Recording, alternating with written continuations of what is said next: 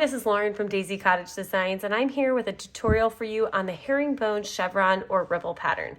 I say it could be either because this using this stitch gives you a little bit sharper point than your traditional ripple does, but it's also not quite as sharp as what you might consider a chevron. So I have my finished project in front of me. I used Hobby Lobby. I love this yarn in the shades Glacier, Ivory, Toasted Almond, and Sea Blue. And this stitch, this herringbone double crochet stitch, gives it a nice drape, so it's a little more flowy than just a traditional double crochet ripple. And I would say it has just a little more movement, and it has a little bit more texture. So I just wanted to go ahead and walk you through the steps. Okay, so what I have done is I have chained 30, and I worked a few rows just to help speed this video along. So I chained 30 using a K crochet hook, which is a 10 or a 6mm hook, and worsted weight yarn in the shade Toasted Almond. So I worked a couple rows, but don't worry, each row is worked exactly the same. So I'm going to work through a couple rows with you. Okay, so what we're going to do is we are going to chain 2 at the end of our row, each row, and turn our work, okay? So we've chained 2, and if you've worked a ripple before, the pattern is the same. On each end, you're going to have 2 stitches. So your chain 2 counts as a stitch, and then you'll work 1 herringbone double crochet in the first stitch. And then when you get to the chain 2 at the end, you're gonna wanna make sure you work 2 herringbone double crochets in the last stitch. And then you are going to work 4 herringbone double crochets and 2 decreases, then 4 herringbone double crochets and 2 increases, and then 4 herringbone double crochets and 2 decreases, and then 4 herringbone double crochets, and then those 2 herringbones in the last in the turning chain. But don't worry, that might sound confusing, especially if you've never worked a ripple, but we're going to walk through it right now. All right, so I've chained 2 and I've turned my work. And if you were working into the chain, you'd be doing this the same way. All right, so you're going to yarn over and insert your hook into the stitch. You're going to pull your yarn through the stitch, but you're also going to pull through the first loop on your hook. Now, if you can do that in one step, that's fine, or you can kind of pull it through, pull through this stitch and then keep going and pull through the next stitch. If you have to do that, it's not a problem. You can do it in 2 steps. Okay, so we're going to yarn over and insert our hook.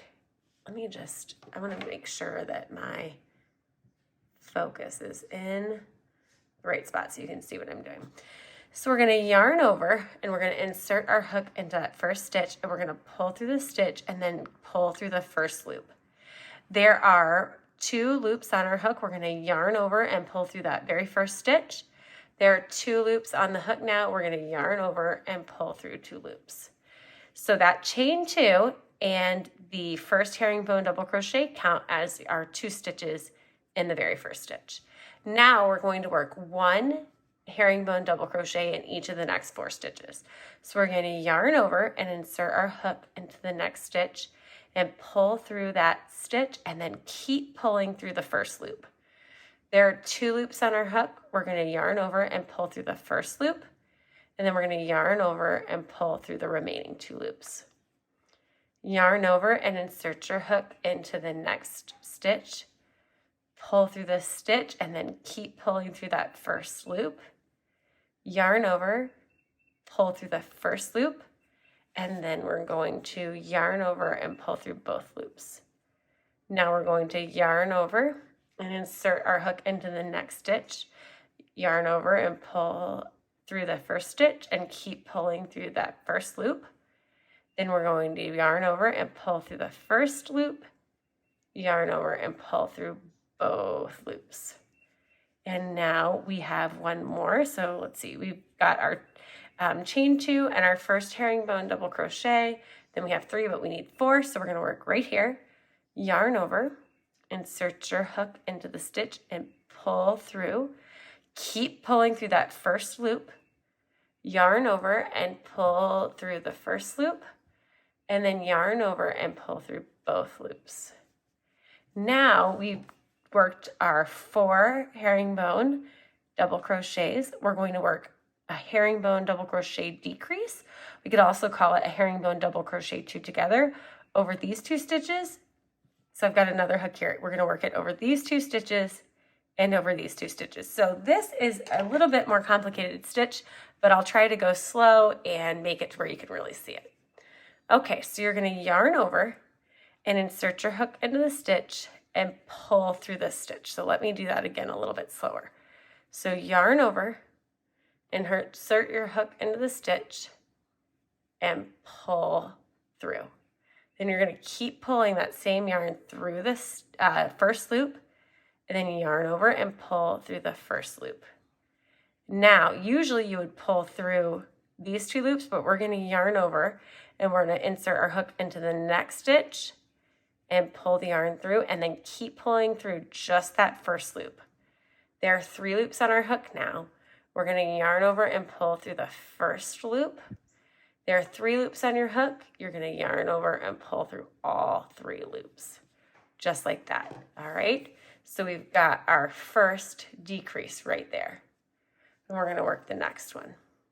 We're going to yarn over and insert our hook into the next stitch and pull. It's like pulling up a loop. So we're going to pull through the stitch, but instead of yarning over, we're going to keep pulling this yarn through that first loop. And now yarn over and pull through just the first loop. Now yarn over and insert your hook into the next stitch. Pull your yarn through the stitch and through the first loop on your hook. There are 3 loops on your hook now. You're going to yarn over and pull through that first loop. Now yarn over and pull through all 3 loops. And so now we have our 2 decrease stitches. So our herringbone double crochet 2 together here and here. Now we're going to work 4 herringbone double crochets in the next, so 1 in each of the next 4 stitches. So we'll yarn over and insert our hook into the next stitch and pull that yarn through. And then we're going to keep pulling through that first loop. There are 2 loops on our hook. We're going to yarn over and pull through the first loop on our hook, then yarn over and pull through both loops. We're going to yarn over and insert our hook into the next stitch and pull the yarn through the stitch and through the first loop. We're going to yarn over and pull through the first loop and then yarn over and pull through both loops on our hook. That's 2. We need 2 more. So we're going to yarn over, insert our hook into the next stitch and pull through that stitch and then pull through the first loop. There are 2 loops on our hook, so we're going to yarn over and pull through the first loop, then yarn over and pull through both loops. We have 1 more stitch just like that, so we're going to yarn over, insert our hook into the stitch, pull up a loop. There are 3 loops on our hook. We're going to yarn over. Should I do that right? I think I might have done that wrong. Let's try again. Yarn over, insert your hook into the stitch and pull through, then pull through the first loop. Now we're going to yarn over and pull through the first loop and yarn over and pull through both loops. So let's look and see what we have. So here are 2 decrease stitches, and then we have 4 herringbone double crochets. Now it's time to increase so we can go over our hump again. So we're going to work 2 herringbone double crochets in this stitch and in this stitch. So we'll work 2 in here, and then we'll go back and we'll do 1 herringbone double crochet in each of the next 4 stitches, and then we'll do our decreases here. All right, so let's do that together. So we're going to work 2 herringbone double crochets in this stitch and then 2 in this one. So I'm not going to walk you through it step by step in this stitch because we've walked through a bunch.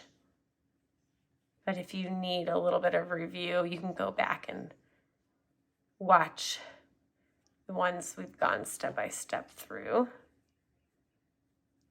Let's see, yeah. So I'm doing my second increase there. So I did 2 herringbone double crochets in this one. I did 2 in this one, and now I'm going to work 1 herringbone double crochet in each of the next 4 stitches. Let's see how many that is. 1, 2, 3. I have 1 more. And now it's time to work another decrease stitch. So let me walk you through that again. So you're going to yarn over and insert your hook into the stitch and pull up a loop. You're going to, let me do that again. You're going to yarn over and insert your hook into the stitch and pull your yarn through, but keep pulling through that first loop. There are 2 loops on our hook. We're going to yarn over and pull through just the first loop. And now to make it a decrease, we're going to yarn over and insert our hook into the next stitch and pull our yarn through and keep pulling it through just that first stitch. There are 3 loops on your hook, so yarn over and pull through just the first one, and then yarn over and pull through all 3 loops. So this time we're going to, now we're going to do it again in the next 2 stitches. So yarn over, insert your hook into the stitch and pull through, and then pull through that first loop on your hook. There are 2 loops, yarn over and pull through just that first loop. Now yarn over and insert your hook into the next stitch and pull through, and then pull through just that first loop. There are 3 loops on your hook, yarn over and pull through the first loop. There are 3 loops on your hook now, so yarn over and pull through all 3. Now what we're going to do is we're going to work 1 herringbone double crochet in each of the next 4 stitches. And then the thing that people mess up with most on ripples is that they don't work into this turning chain. So into this turn, to the top of the chain 2, you're going to work 2 herringbone double crochets. So let's finish it off. So we're going to yarn over and insert our hook into the stitch and pull through. And then we're going to pull through the first loop, yarn over and pull your yarn through the first loop, and yarn over and pull through both loops. We're going to do that 3 more times.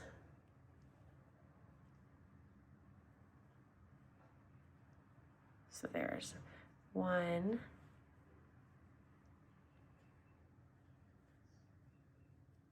2,